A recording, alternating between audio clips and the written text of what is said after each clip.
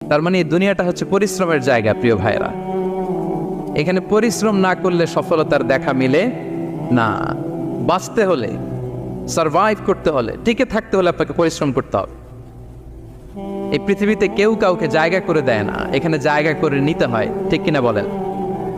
আপনি যদি পরিশ্রম করেন, পরিশ্রমে যে ঘাম ঝরে শরীর থেকে, পরিশ্রমের ঘামে জন্ম নেয় সফলতার বীজ।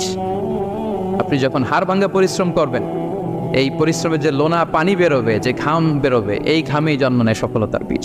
এবং সফলতার কোনো শর্টকাট হয় না প্রিয় ভাইরা। অনেকে অল্পতে সফল হতে চায়, শর্টকাট খুঁজে, আসে না নাই?